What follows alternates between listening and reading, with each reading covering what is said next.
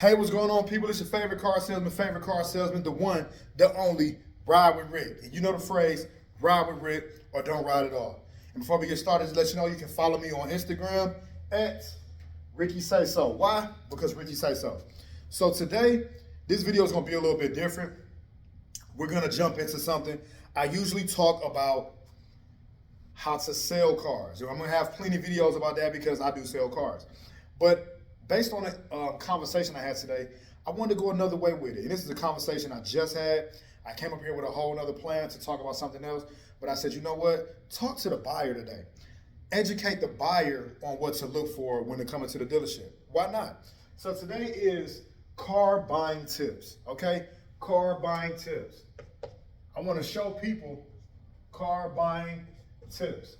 I want to talk to you today about what to look for when buying a car, okay? There's a lot of things going around now, social media, internet world, where everybody feels like they know how to buy a car. They feels like they know what to look for when buying a car, okay? So I'm going to tell you the key things that make a deal. People want to know, hey, there's something going on where you shouldn't have to put down a down payment for a car and all that. That's not true, y'all, okay? Sometimes a down payment is required, but it's not so much a down payment, it's money down. How much money are you gonna put down to ensure the bank that this loan is okay? That's one way to look at it. Another thing is, hey, maybe this car costs too much than what the bank is willing to lend you. Perfect example. If my car costs $25,000, right? And the bank is only willing to lend you $20,000, then how much money would you need to put down in order to get this car? Right, $5,000. That's pretty simple, right? I mean, that's pretty simple. And that's pretty much what a down payment is, or putting money down is, okay? If the bank is only gonna give you $20,000 and my car costs $25,000, well, you're not asking me to cut the price of my car $5,000, are you? In today's society with the social media and the internet, that's just not possible. That markup that's on prices that used to be back in the day is not there anymore. Before the internet, I could sell a car for $30,000 and you can get it across the street for $21,000. But you couldn't go online and find out that they had it for $21,000.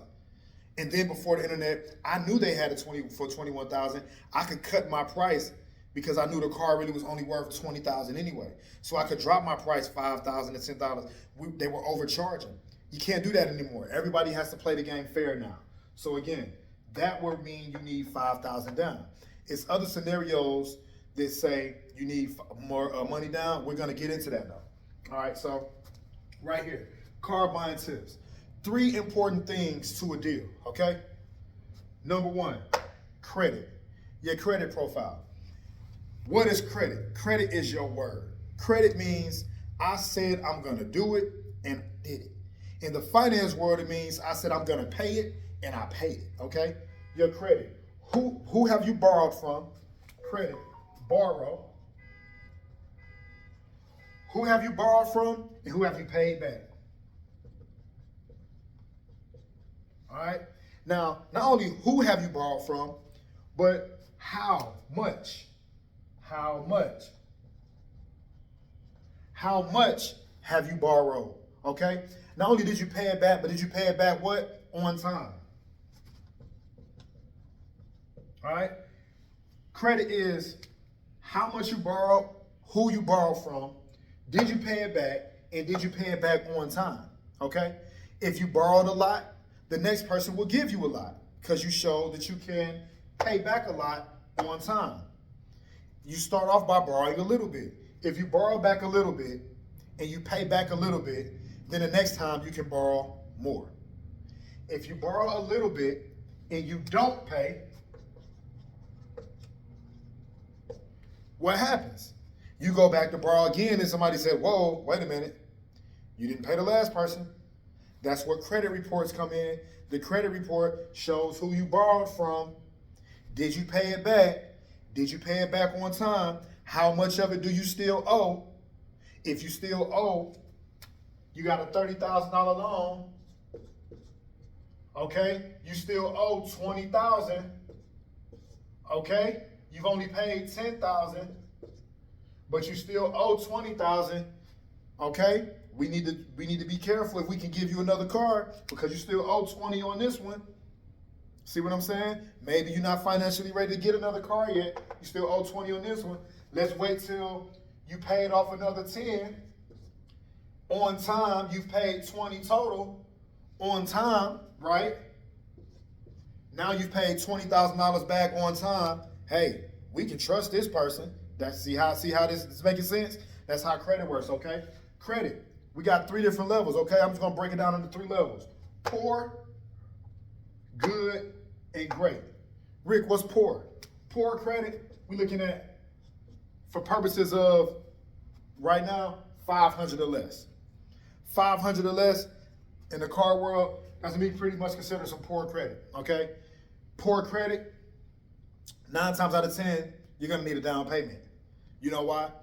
Now, because you either don't have any credit established or you haven't paid back the people that you borrowed from. You haven't paid back who you borrowed from on time, okay? So chances are that's gonna come with money down or cosigner, all right? All right, 500 or less, you're probably gonna need money down or you're gonna need a cosigner. That's just how that goes, okay? Now, good credit, for purposes of the conversation, these numbers aren't 100% accurate. This is based on book research. This is based on experience, what I actually do for a living, okay? This is what I see. This is how I see it, okay? 500 to 650. Now, I'm not saying 550 is good. 550 to 650. I'm not saying 550 is something to strive for, but I'm just saying from what I see between 550 and 650, those numbers, that could be 580, 575, 620, those numbers right there, that's pretty good. It's pretty, it's not the best, but you're working with something, okay? Depending on certain things that I'm gonna get to next, you might, if the deal is set up right, you might can get away with no money down in there, okay? So we're gonna say little to no money down. All right, little to no money down right there, okay? If the deal is structured properly. You come in, you find the right vehicle, you're not being greedy, okay? If you're in there, maybe you borrowed some money before and you paid it back. Maybe some of it was on time, but not all of it was on time, but you do have some type of established credit history, okay? Or maybe you're a first-time borrower when you got a $1,000 credit card, all right? $1,000 credit card, you be paying on it for 2 years now, you're trying to step up, get a little $15,000 car. The bank might show you some love with little to no money down. They might, okay, $15,000 car, hey, you know what? You might need about $1,500 to make that deal right. Maybe they don't want to give you the whole amount after taxes and everything. Maybe they want to give you, a certain portion of it. You might need $1,500 to get that deal looking good for the bank. Okay, cool. So there we are. Great credit. 700 and up. 700 up, finance the car too, paid it off, own a home, whatever the case may be. But pretty much, you pay. 700 and up, they pay people back. So with a 700 and up score, that means when I say I need it, I need you to give it to me up front, I front it to you, all right? That means you pay back on time. So therefore, when you go to ask for something else, they're gonna be like, here, take it, okay? This 500, you need proof of income. Poor credit, you need your license, your proof of income. You must have insurance before you drive off the lot. You probably need a proof of residence too, and you might need your social security card. You need everything because people don't trust you because you aren't trustworthy, or people don't trust you because you're just too new to the game.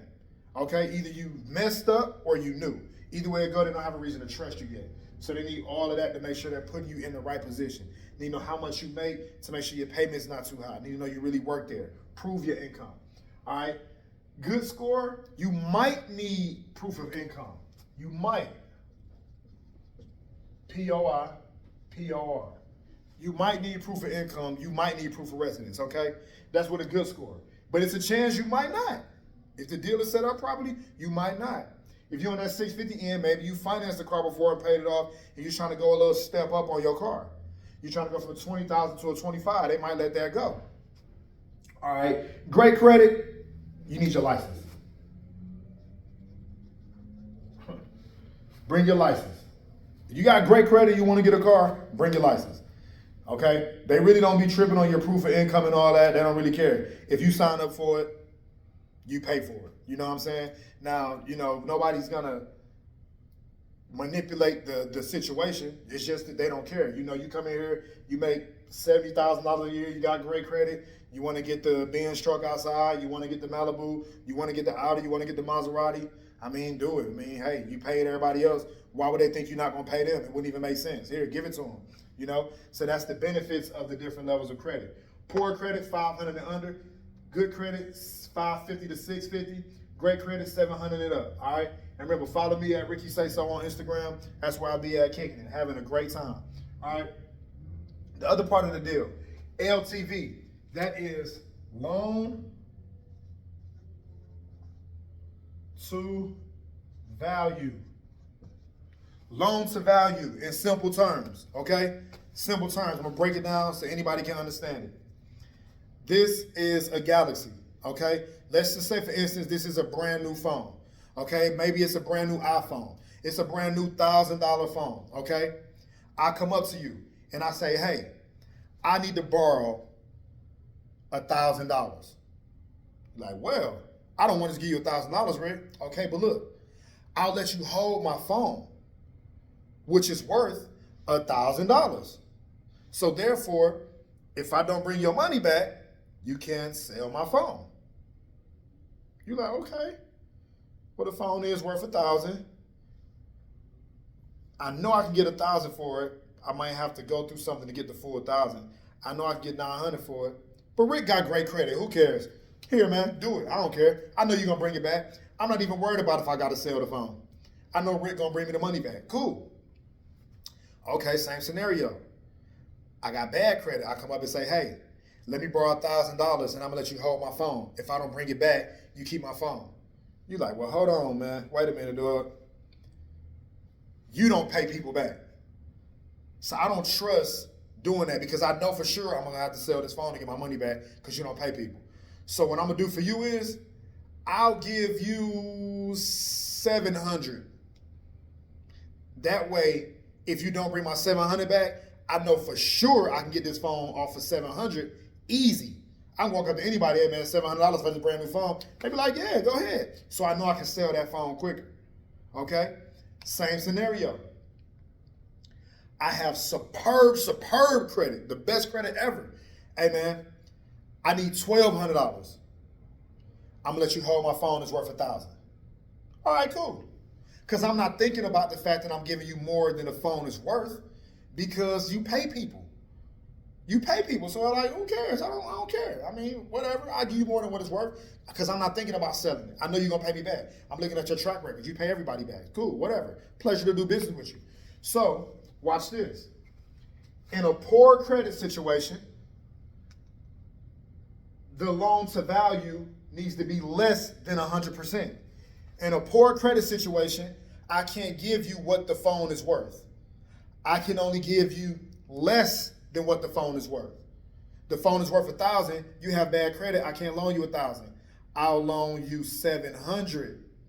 Okay? I'll loan you $700. Okay, so let's do the math. The car costs $20,000. I'm only willing to give this person 70% of the loan. Okay, so that's $20,000. The bank is going to give me 70%, which is $14,000. Well, the car is $20,000. I can't get this car unless I have what? Let's do the math. $20,000 minus $14,000 equals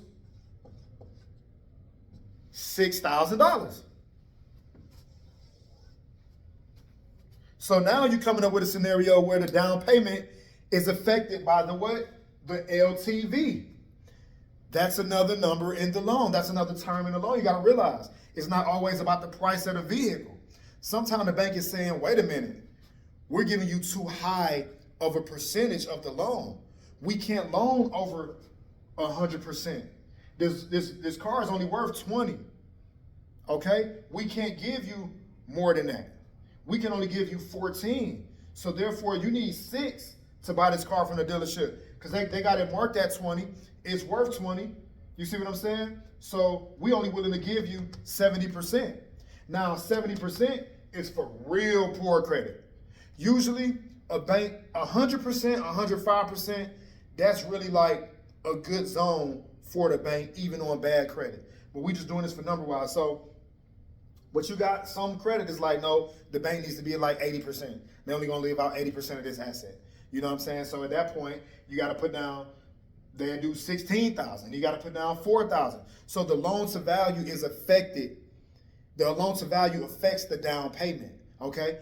Now, it could be the same scenario. You can have great credit. The car could be marked at, just say 25,000, okay? The car can mark at 25,000, but it's only worth 20,000. Okay? At that point, you're at about, let me see, 5, 10, 15, 20. You're at 120. You're at 120 loan to value. 125, matter of fact, that's 125. That's 125% loan to value. But you got great credit. The bank will be like, go ahead, we'll do it. We'll give them 25% more than what the loan is even worth because we know this person's gonna pay us anyway, so we ain't worried about it. Loan to value, how much they're loaning you based on what the asset is worth, okay? So at great credit, you can go above 100%, way above 100%, maybe up to 140%. All right? You go to 140% loan to value, meaning they'll let the front end advance of this loan, that's gonna be another video, we talked to y'all about that, but they'll let the front end advance of this loan be 140%. That means 40% worth, 40% more than what it's actually worth, and they'll loan it to you. For good credit, you need to be pretty much around equal. Try to get it close to 100% as possible for good credit, and the bank is kind of feels safe right there. You got good credit, we'll loan you what it's worth. We ain't tripping. We'll roll the dice. If you don't go through with this loan, you know, we'll just have to sell the asset. But we'll take that chance on you. Poor credit, you got to be under that 100% for them to feel safe. That's what it is. If your credit is poor, they don't want to loan you equal to what the asset is. They want to say, hey, man, this is worth this, and we only want to give you this because we don't think you're going to pay, and we know we're going to have to sell this. So we don't want to put ourselves in a position where we're struggling to get our money. We want to sell you this loan to where we know for sure if you get a repo, we can get our money out of it. So we only going to go in this much. And that's what makes people have to put down my final thing, the down payment, the money down. All right? So we got 1, credit. 2, LTV. And the LTV is based on the price versus the worth. The price of the vehicle or the price of the asset versus the worth of it. Okay, that's the LTV. The LTV, depending on if you can be above 100, equal to 100, or less than 100, is based on your credit. LTV is based on credit, okay? And then the money down is based on the LTV and the credit because it all goes in the same pot. It all goes in the same thing. The LTV is based off credit. The money down is based off the LTV and the credit, okay? Because if the LTV is too high for your level of credit, then you need to put more money down. See how that comes together? If the loan to value is too high for your level of credit, meaning the loan to value is over 100%, but you have poor credit, then you need more money down. That's how they go together. Money down. For great credit, the industry standard usually is about 20%. That's just kind of, hey, people put down 20% all the time. $0 down is where you find that great credit to good credit situation. Great credit to good credit, if the deal is set up right, depending on your credit level, the loan to value is set up right, the car's got the right year, mileage and everything, the bank like it, they might be like, you know what, let's do it, no money down.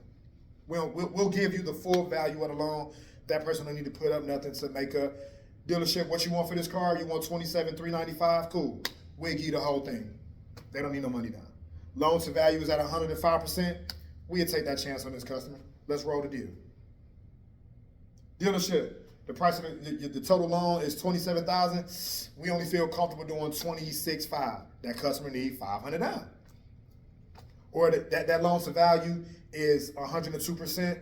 We need to get that loan to value right at 100%, and we'll do the deal. Okay, cool. Well, Mr. Customer, you need to put down $938. Let's just put down $1,000, and we get that loan to value to 100%. That customer need $1,000 down. That's how the down payment works. It's in direct correlation to the loan to value, which is direct correlation to your credit. Okay? So this is based off a conversation I just had. People want to know, why do you need to put down payments? This is why you need a down payment. Okay?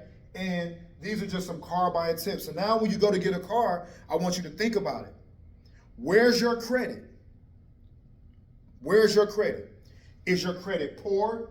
Meaning you've had repossessions, put your credit on the poor level, unless you have countered it with something. A current repossession and you want to come get a car, you're considered poor. That's just, you don't need the backstory. Nobody ever needs the backstory of your repo. The bank don't care. But are you poor 500 and under? Okay? Are you a 500 and underscore? Or are you in the good range between 550, 650, maybe paid off a car before, new car buyer, paying good on your credit card, only got some student loans, but you really haven't done anything wrong, you just knew, or 650, you done some things good and you build it, boom. Hey, maybe no money down, all right? Maybe not have to prove no income, because you only want a certain amount of car, you make a certain amount of money, you can afford that. And then great credit, 700 up, bring us your license. At that point, we just hope you like the car, and it'll be a pleasure to do business with you, okay? That's the credit. LTV, price versus worth. Great credit, you can go above 100% value of the asset. Good credit, let's be at 100%. Poor credit is gonna be lower. Let's get that money down. Poor credit, the key to your car purchase is the down payment. If you got bad credit, the key to your purchase is the down payment. The down payment will offset some of the credit, and it can make the loan to value go down to where the bank feels good based on where your credit profile is. See how they all work together? How they all work together? Your credit determines what your LTV is gonna be. And if your credit is good enough, no matter what the LTV, you won't need no money down. If your LTV is too high and your credit is too low, you need more money down. They all work together. So think about what your credit is. And think about, if somebody asked you for what you were asking somebody else for, would you do it? And think about, analyze your real credit, not just the story of your credit. Well, I got divorced. Well, somebody left me. Well, this happened and got sick and COVID. And don't analyze that part. Analyze how many times did I tell a lender I was going to pay them and I didn't. How many times had they had to come take back what they gave me for lack of payment? How many times have I been late on the payment? Where am I at now on the payments? How much do I still owe? Think about those things, okay? I'm not saying don't go to the dealership and speak with the car professional. I'm just saying think about it and go in there with the right mindset. Don't come in with the poor credit and low money down and want the $50,000 car on a $25,000 a year salary. It's not a deal. Don't waste your time. Hey, I just had a repo a year ago. I make about $30,000 a year, but I'm trying to rebuild. I got about $3,500 down. If y'all could work with me on something new with good miles at about $15,000, $16,000 on the price, $15,000, $16,000 on the price, the bank probably got it marked around $14,000, $15,000 what it's actually worth. My LTV is right there on the price. I'm close at 100%, but that $3,500 is gonna bring me under to I be at about 90% LTV. Would a bank give me that chance? That's what you gotta be thinking about. And that's what I'm here to help y'all think about, all right? So again, this your boy Ride with Rick, your favorite car salesman. Just wanna give y'all some car buying tips. Remember, the credit determines what the loan to value can be, and the loan to value determines if you need money down based on your credit level. It all works together. Till next time, follow my IG at Ricky Say So, and if you need a car, you know who to holler at. Catch y'all later, man.